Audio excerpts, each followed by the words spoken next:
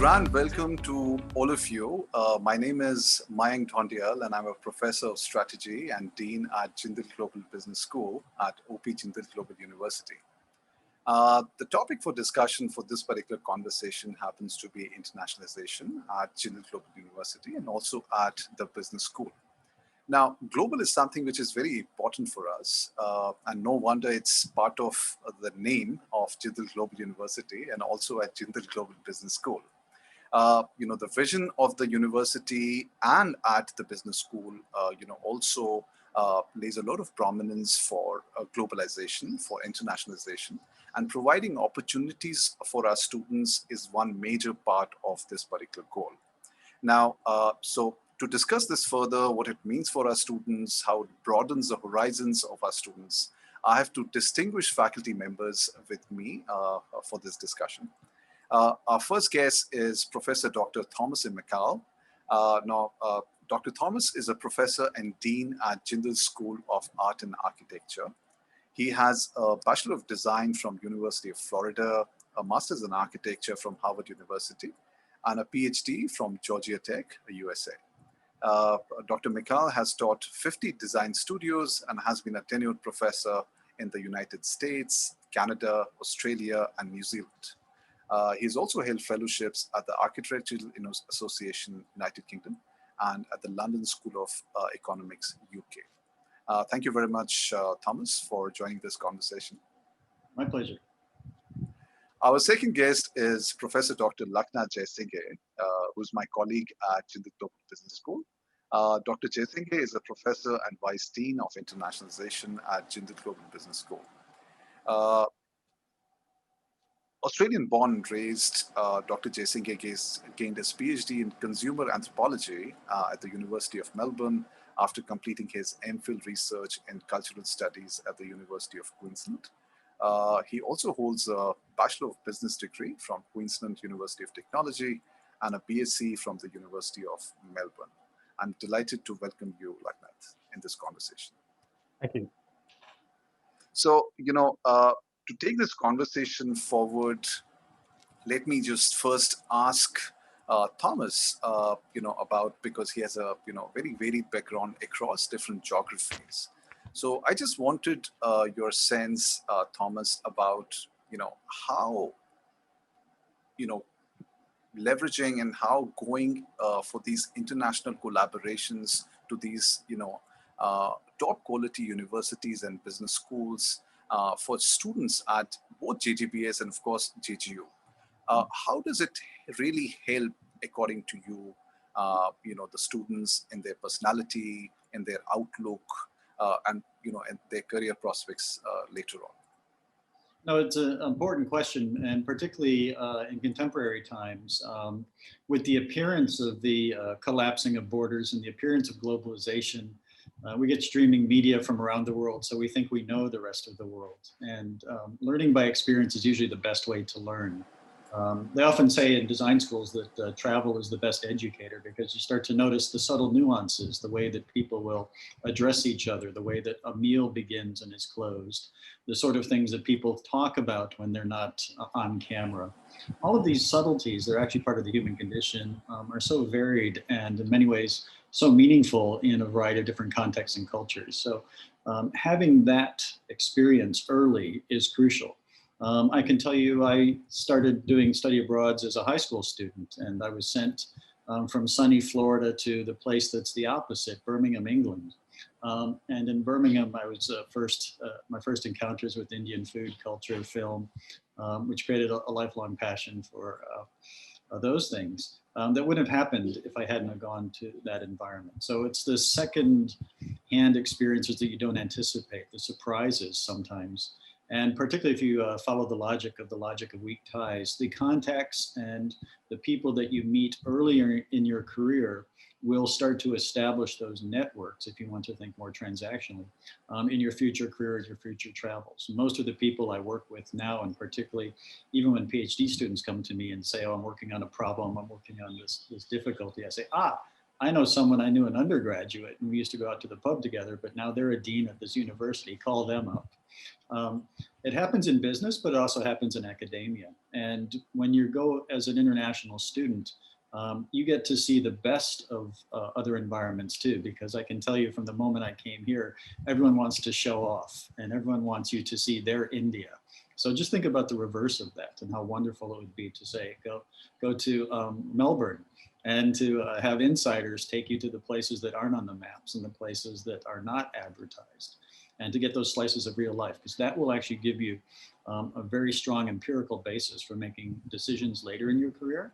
And it will give you a lot of opportunities to do cultural comparisons. And the other aspect I think we should talk about in the case of India, as the world's largest democracy, whose middle class is much larger than the United States population, travel was always seen as a sign of accomplishment and had a prestige to it. But historically, I believe, and correct me if I'm wrong, that it was often intended to be one way. And that's no longer the case. A lot of the people I work with, particularly at JGU, have gone abroad and they come back. And this is something I think that's changed in the last generation and will continue to change too. I think there's a strong, strong impetus in a lot of the students and the junior faculty to bring issues like sustainability and social justice to whatever discipline they're studying. And again, there's no better teacher than experience. And for that reason, I would always encourage people, if you get a chance to go abroad to a foreign place, and keeping in mind even the past as a foreign place, if you get a chance, take it. It'll be disorienting, somewhat stressful, expensive, and you'll always want to do it again. Right. No, that's a very important point. And, let me bring Laknath into the conversation here. And, Laknath is, as I said, our Vice Dean of Internationalization. And Laknath, given the importance of what Thomas said about, how that sort of changes the student's outlook, if you could give a sense of what are the different kind of opportunities which are available to JGBS students, the business students, in terms of how they can go to top business schools and universities abroad. So if you could lay down the different kind of opportunities for business school students, that would be great. Sure. Thank you. Thank you, Mike. That was wonderful to hear Thomas's really resonant experience. Very much, I don't think you have to be, well, we're always students in that way, just not an undergraduate. But certainly in terms of the business school, JGBS, and the opportunities we provide, I generally like to talk about them in terms of three sort of pots, three sort of different ways. We can talk about the short-term opportunities. We can talk about the mid-term opportunities that we provide and help provide students to gain some global exposure. And of course, then we can talk about the longer term opportunities as well. So let me just travel through briefly through each of those three. In terms of short-term opportunities, and when we're talking opportunities, we're really talking about the ability or the capability to experience some element of global exposure, right? And what we have done at the business school is build in a number of short-term opportunities. Usually these are called either short-term immersions or study tours, right? They're often paid, they're often small and focused, and they're often specialized on a theme, a concentration on a topic. Let me give you some examples of what we have here. And of course, sorry, one other thing there, of course, short-term duration, 2 to 3 weeks. So for example, we have here at JGBS, a couple of options that even within the short-term duration, we have a couple of options. We have, for example, what's called online, currently we have an online study immersion with one of our global partners, Monash University in Melbourne. That's a free opportunity and very popular with our students. In fact, we've got students cutting across not just JGBS, but from other schools. We also have some longer term immersion opportunities. For example, last year, we were able to link up with what is arguably the world's leading B school, Wharton Business School at the University of Pennsylvania. And that was again a paid opportunity for students to go and sit in classes for about 2 or 3 weeks and come out with a certificate of specialization in a particular area, whether it's for the Monash University program, it's social entrepreneurship. For Wharton, it was another aspect of entrepreneurship as well. That's short term. Medium term is what we generally call either semester exchange, which tends to be free, or the paid equivalent is called paid study abroad, right? And these are, as the name implies, 1 semester length experience abroad, right? Students sit in classes, take classes with the local students. All the assessments are as per the local partner university's assessment scheme. And the credits are then mapped back onto the student's degree program here at Jindal. Okay, so that's medium term. And we have many partnerships with partner universities ranging from, for example, in Australia, Macquarie University, Bond University. We have Goethe University in Germany, University of Texas, Dallas in the US, Siena College in New York City in the US. In the UK, we have Birmingham City University. In the US also, we have Kelly School of Business, right? We have many partner universities to select from. And students come back having spent 1 semester abroad. Often, the feedback is that it's ultimately life-changing. The students have had a blast, and as well, they've made some lifelong friends as well. The third is what we call long-term. These are where often there's the opportunity to, having already spent some time enrolled at JGBS in one of our degree programs, there's the opportunity to actually go abroad and enroll in one of our partner universities' degree programs, often for 1, maybe for 2 years, and the student comes out with what you might call 2 degrees. It's a dual degree option, 2 degrees. We have a number of partners that we link up with, usually at the master's level: Singapore Management University, Queen Mary University of London, Nottingham Trent University in England, University of New South Wales, University of New Brunswick. And at the undergraduate level, this year we have been able to, this year at the undergraduate level, we've been able to secure a wonderful partnership with, I'm quite proud of this, an Australian Melburnian university, Deakin University in Melbourne. It's what we call in the academic world a 2+2 arrangement for our undergraduates who are doing the Bachelor of Business honours degree, either the general BBA honours or the specialisation in business analytics.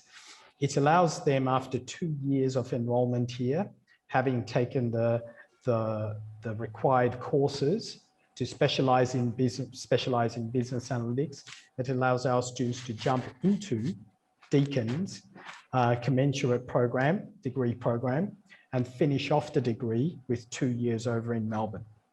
So it's a wonderful avenue through which to get 2 degrees, a specialisation in business analytics, as well as the 2 years in Melbourne allows students to apply for, should they want to, apply for the post-study work visa. That really is important to allow them to work and live to some extent in Australia afterwards, after their study.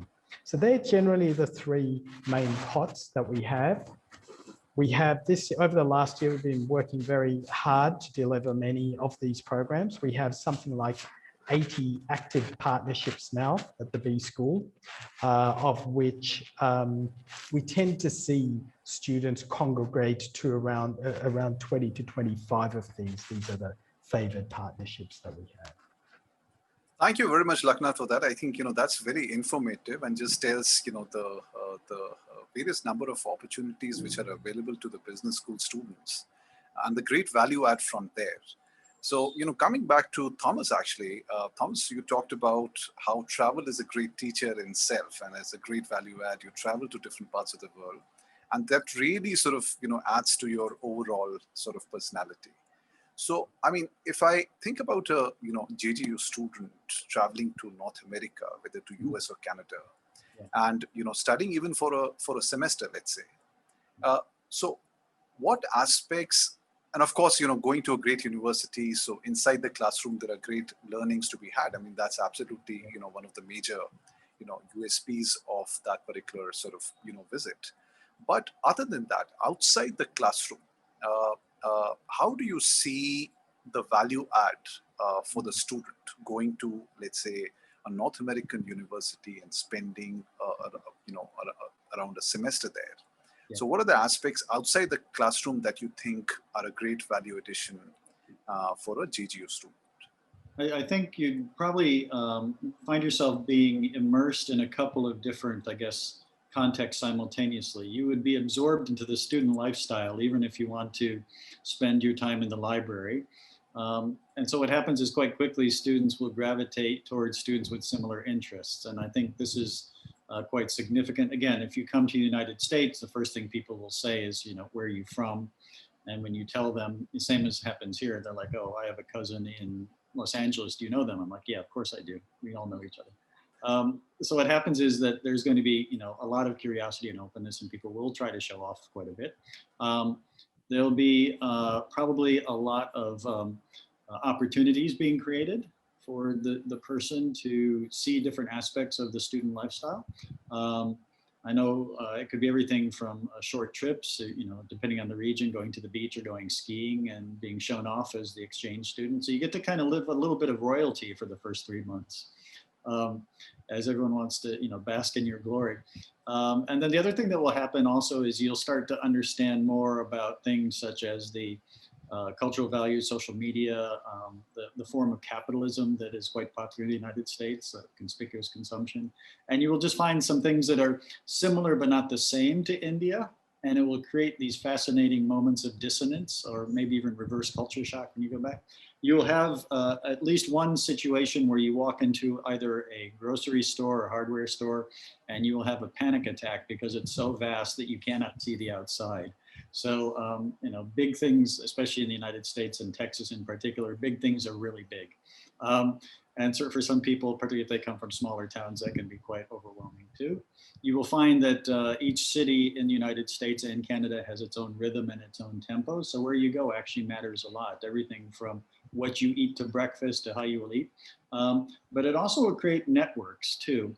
That will have long-term consequences. As I mentioned before, one of the things that happens when you go and study abroad is you're planting seeds. You're not just going there as a tourist. The tourist won't see and learn the things you would learn as an exchange student. And what happens is you're also, bundling or entangling other people into the worlds that you're bringing with. And so a lot of this is invisible while it's happening, but when you go back, you'll have reverse culture shock. Things in India will seem strange to you that were normal when you left, and that we don't talk enough about that, how wonderful that can be for rethinking or for redefining yourself as well. Most of that happens after the trip, not during. But you'll also start to keep in touch with people, and things will happen over there.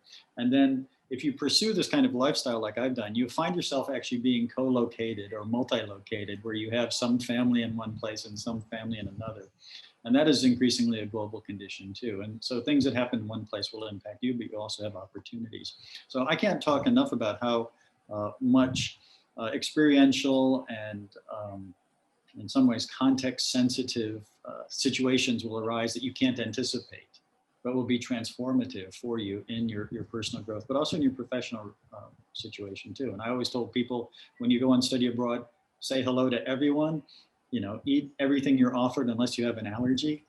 If someone wants you to try something, go with a couple of other people and try it, because there's usually a reason you're being offered this. And so it creates also, I think, an ethos of curiosity, and particularly also will reinforce an ethics of sharing and being, of creating gifts and gift situations for other people. So people who have been on study abroad, more often than not, also become good hosts in their own countries and in their own offices and in their own careers too.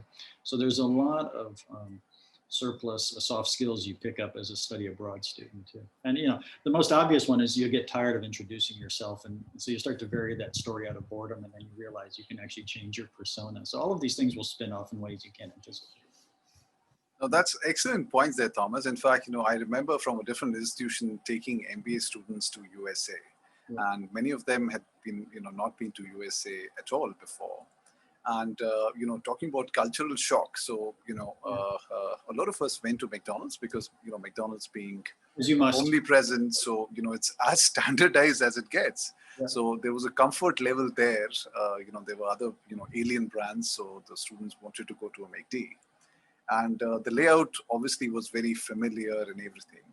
But a look at the menu, and then they realized that even a very standardized McDonald's is actually very different, because the Indian McD menu and there in the States is very different. A lot of us in India don't eat beef, and pork is something that you don't find on the McD menu here.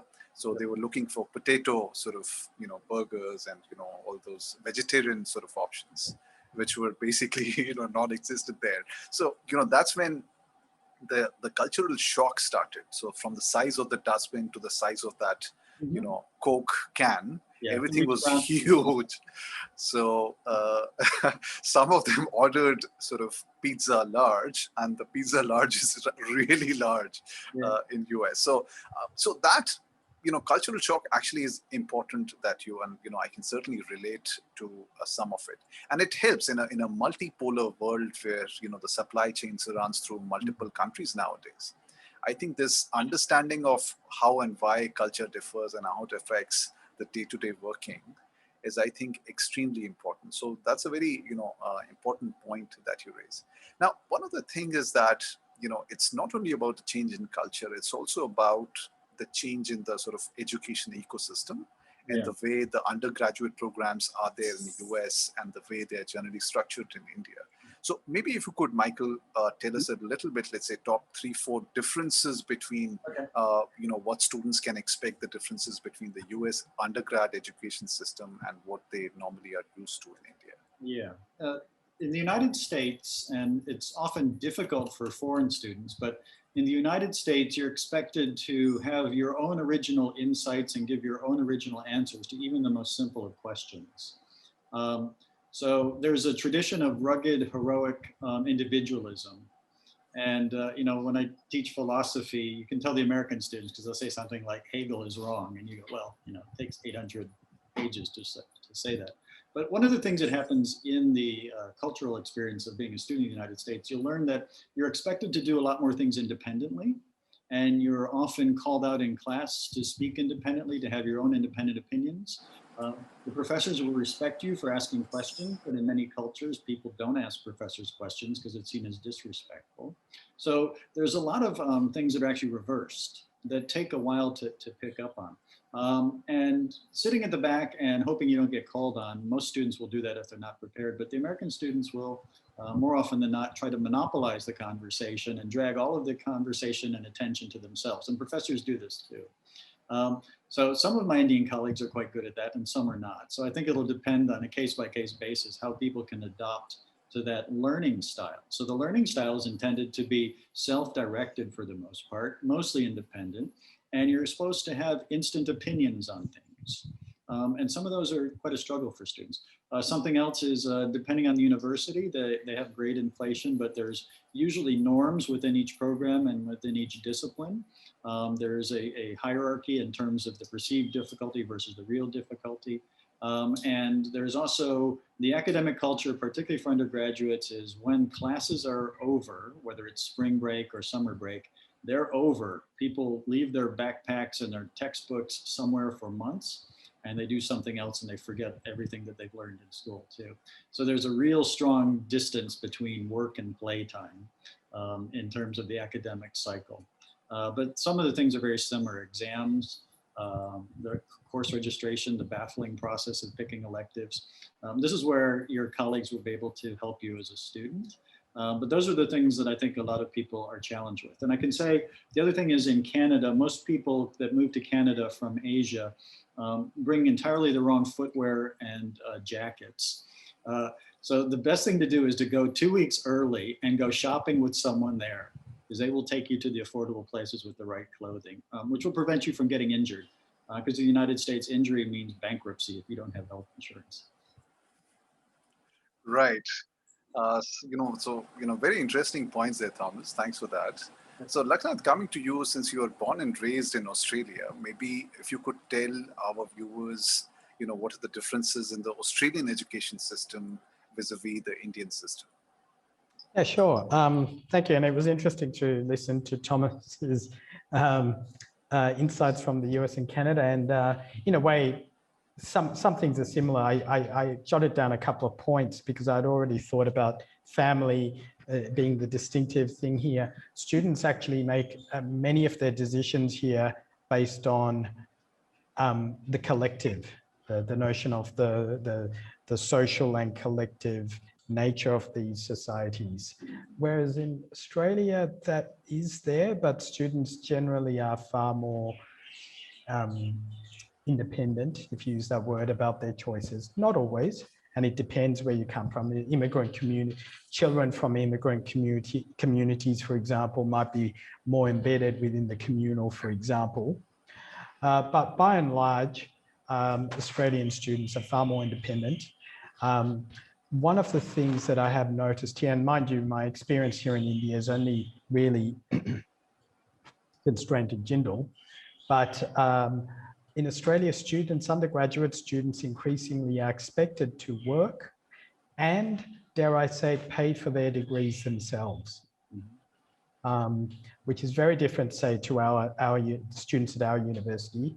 Increasingly, certainly in the big, large cities, Sydney, Melbourne, Brisbane, and the other capital cities, Adelaide and Perth as well, students will look at their study, and I'm generalizing here, and it depends on the program.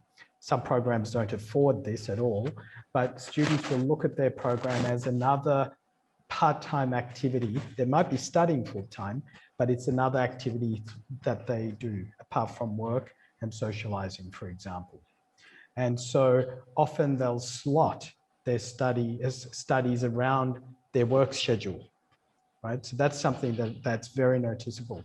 The other thing that I have seen is that Australian students pay for their studies, may not be upfront, they pay through the deferred tax system, but that implies something. That implies that they are responsible, and the degrees, compared to when I was an undergraduate, the degrees are now quite costly. And students, therefore, are increasingly taking their studies far more seriously than when when I was an undergraduate and my cohorts of students that went through at my ages. They're paying far more for their degree, so they're taking it more seriously. The other one is also, and these are commonalities between the US and the North American and the Australian systems, that deference to authority is not, it's probably less pronounced in North America, but it's certainly not as pronounced here as it is, not as pronounced as it is here in India. So students certainly are expected to speak up. In many of my classes when I taught in Australia, and indeed it's expected that professors will cold call on students, and they will be expected to, and indeed often, because as I said, they're now paying for their degrees in ways that my generation just never were, they are up to speed with their material. So these are some of the ways through which there are differences. Apart from that, I think, one of the things, it's always lovely to be around spirited young people, and the ideas, the engagement, the passion, the flip side of that is also universities, I call it a liminal space in between and between high school and work. And so, regardless of whether you're in Australia or whether you are in India here at Jindal, it's a time for, the flip side is, apart from all those wonderful positive things, the flip side is can be anxiety about where this is all going, am I making the right career moves and so on. And I always tell students, relax a bit. Hard to do at Jindal, to tell them that, to relax a bit, because things, I believe, will always work out if people have good mentors and they keep a certain level of conscientiousness up. Right. No, that's one of the interesting points there, Laknath, that you raised is, about the cost of, the study abroad. And I think, for Indian students getting a full-time degree or going for a full-time degree course in, let's say, North America or Australia or Europe for that matter, could be, very costly for many of the students. So these short-term opportunities, whether it's semester exchange or whether it's some sort of summer program, or even if it's a dual degree, I think that's a great sort of an option for students who otherwise might not be able to sort of afford doing full-time programs there in these countries. So it's actually very good. I mean, if I think about JGU as a system, we have about 300 plus partnership with top ranked universities across 65 countries. Even at the business school, from what I understand, we have around 80 partnerships with top universities and business schools across 5 continents. Which brings me to the question, Laknath, that as per you, for a business school student at JGU, given that there is so much variety, across different countries, different universities, how does a student decide, given that student might have multiple options to go for a particular short or long-term opportunity? How do you think the student can decide whether to go to Europe or go to North America or go to Australia for that matter, or go to some Asian country? Okay.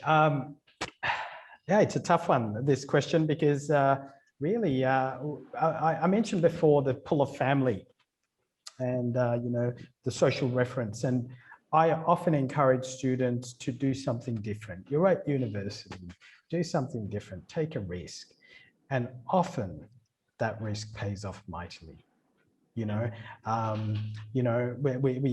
all, I mean, I'm sure Professor Mical and myself, we've taken risks to come here. You've studied abroad in Ireland, paid off mightily. Just a couple of anecdotes to illustrate that from our student cohort. A couple of our IBM 2017 students went to Bulgaria, right? Off the beaten track, off the beaten path, and came back loving it. 2 of our extremely high performing students came back loving it. And they said to me, I'm quite close to them. They said to me, people were questioning our decision to go. People were saying, why don't you go to this country or that country, including family, and they decided to take a risk and go to Bulgaria, and for culture and food and friendships, climate, geography, mountains, bushwalking, all of these reasons, they just had a blast. Another student who was extremely reluctant, and here we talk about the post-colonial, right? India obviously is deeply embedded in the colonial, post-colonial, and my sense is that students generally tend to favor the UK or North America. And here I am as an Aussie, and I'm, whilst my broader portfolio is to, broaden the horizon of opportunities across all places. Whenever I bring up Australia, they're like, oh, no, yes, maybe. And many do. And we have some wonderful stories, say, just in Australia. One student went to Australia really on the back of having been in my class and understood me and sitting down with me over coffees. The parents would have liked her to have gone to a North American, US-based university. She came back from Macquarie and said, sir, I had a blast. I actually want to do my master's there now. I think she is actually. So I would say take a risk. Don't,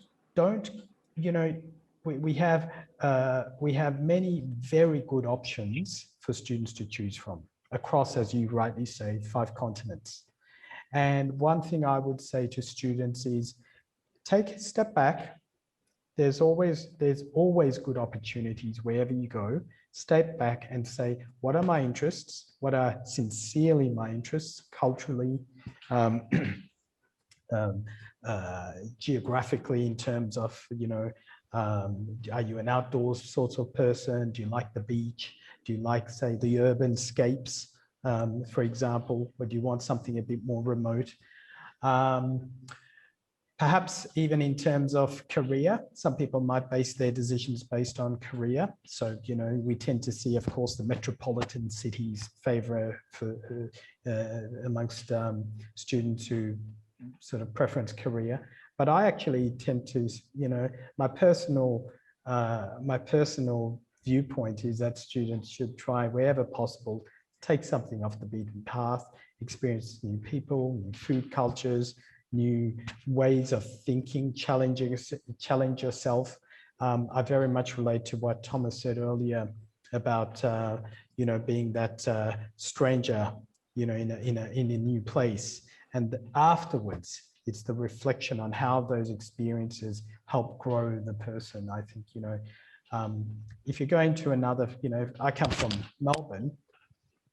If I go to another modern, cosmopolitan, urban, dare I say, Western city, I personally wouldn't be challenging myself. I will be at some level, but not as much as I would have as having moved from, as I say, Sydney to Sonipat. So, I really do encourage students to think a bit beyond where the pool of social forces and family direct them to, and think, what really would I grow from, and base your decisions on that.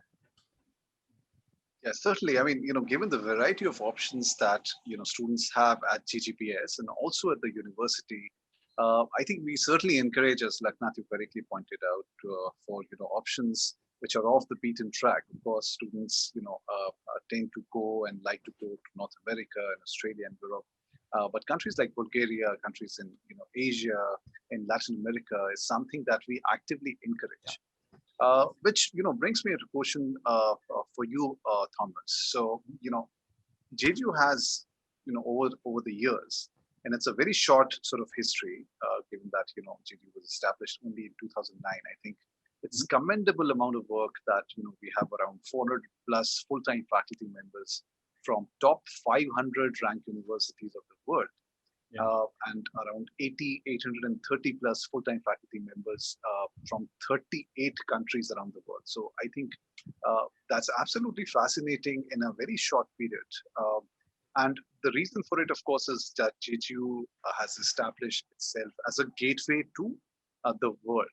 And that entails that not only we offer exceptional opportunities for our students to go to, you know, the different countries around the world, but it also means that we are consciously trying to bring, you know, top talent like yourself and Laknath from across the world. So Thomas, of course, from North America, Laknath from Australia. We have, you know, terrific sort of faculty members from, you know, different parts of the world, different countries. Now, given that positioning, given that, you know, the university is established itself as a gateway to the world, and, you know, these are some of the changes and, you know, developments because of that. How do you see that, you know, these developments affect our curriculum, the atmosphere inside the campus? Yeah. You know, with so many different nationalities, not only of faculty but also of students. And how does that affect the learning experience for the JGU students? No, it's a great question, because when I first visited, I was still deciding if I was going to come, because I was based in Auckland, which is just voted the world's most livable city. And I'd moved there from Adelaide, which was number 3, higher than Melbourne. And so one of the things that swayed me was just the first day on campus, I heard a dozen languages just going up and down the elevators. And I thought, it really is a global university. You know, they're not saying it, they actually put a lot of things in place to guarantee that. And I ran into some people I knew. Once I was going to lunch and I heard someone speaking with an American accent. And before I came to India, I didn't think there were American accents, but I was like, an American. And she said, yeah, I'm here on a Fulbright. And I was like, oh, it is a global university if you've got Fulbright scholars coming, because I've held a couple going to other places. And so it just seemed Almost by the time I came, because I was already, I think they were in year 11 when I came, so they're already established. So it already seemed part of the intellectual infrastructure that there was internationalization, both in terms of faculty, but also in the courses, and even in simple things like I just finished teaching a course like I do in business school in design thinking, and using as many case studies as I can from my international experiences and looking at indigenous design in New Zealand and automobile design in the United States. And so it affects it at that very fine grained level of the anecdotes and the insights and even some of the simple mechanics of the discussions that happen, both from the faculty and the students that have those international perspectives. And if you're not one of the international faculty, or you're not a student who hasn't had an international experience yet, because you will, the other people in the class will be sharing some of theirs. So that still circulates in a way. So there's this like a contagion model of knowledge transmission, that you get all these different ideas. It's like a very fertile ecosystem. The more diversity you have of insights, the more diversity of people's experiences, both in terms of their nationality, but even their disciplinary allegiance, the more that those cross-pollinate, the richer the learning environment. And I think that happens at Jindal quite naturally, because as you said, there's quite a few faculty and quite a few increasingly number of students, or there was before the campus shut down, but it's actually a very compact campus. You can see a picture of it behind Laknath. It's much more like an ocean liner, and you cannot avoid the internationalization. I would say flip the pancake, and try to pretend that you're in India. Good luck. Right. Thank you very much, Thomas, for that. Laknath, coming over to you, we know that there has been a lot of buzz lately, with students and their parents inquiring about our partnership at the business school level with UCLA, University of California, right? So maybe if you could tell our viewers something about this partnership, which is creating a lot of buzz lately. Yeah, sure. Thank you, Mike. Yeah, we've been really thrilled to co-develop a program with the Anderson School of Management at UCLA. In fact, it's actually a center, the Center for Memes, which is management of entertainment, media, and sports. That's run out of, it's a center that's run out of the Anderson School of Management at UCLA. And we've been able to develop a really exciting certificate specialization that runs across a year. This has been co-developed by myself and Professor Tej Pavan Gandok. Prof. Pavan is actually an alumnus from the Anderson School of Management's MBA program. And so he's been able to secure that partnership.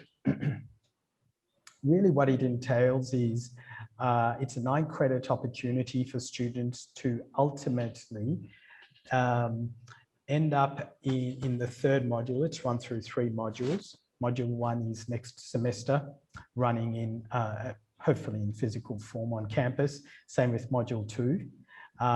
First module is theory, if we put it that way. The second module is more action learning projects, real live action learning projects with practitioners who are supervising on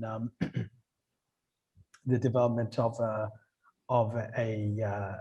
report, a real life industry based report. And the third module is actually an immersion on campus in Los Angeles at the UCLA campus in June next year. So we're quite excited that physical immersion enables students to be taught by practitioners from the sports, media, and entertainment worlds. And as you can imagine, we are talking about LA. We are talking about the sort of epicenter for, dare I say, sport, media, and entertainment industries. The certificate program itself is in digital business and innovation. So as I tell students, anyone who's interested in either one of digital business, innovation, the sports sector, media sector, or in dare I say it, even the entertainment sector, should consider this. You are welcome to get in touch with myself or Professor Tej Pavan, and we'll be able to direct you to further resources. The program itself costs $5,000 USD, and that's for tuition, living and accommodation and travel costs are external to that. It's an exciting program. The leading practitioners based out of Los Angeles are working at some of the leading sports, media, and entertainment firms. I will be teaching on the program, so you will be learning from practitioners, at the leading edge of these sectors. So yeah, that's where we are, and we're very, very thrilled to be able to co-partner, co-develop the program. Thank you very much, Laknath. And I can safely say at business school to all our viewers who are watching that we're constantly trying to add more opportunities, more partnerships to this list of around 80 partnerships around the world. And the idea is, of course, not only at the B school level, but at the university level, is to sort of give these excellent opportunities and options to our students to explore the world, via the JGU system, via the JGU network of partnerships. So I just hope that this conversation would help all our students who are looking to get into JGU, and we try to get a detailed understanding of how and why these international partnerships help our students. So feel free to get in touch with Professor Laknath, myself, Professor Thomas, to know more about how internationalization at JGU helps your career prospects, and we will be happy to help. So on that note, let me thank both our panel members for their time, for explaining in detail about internationalization at JGU. Thank you very much.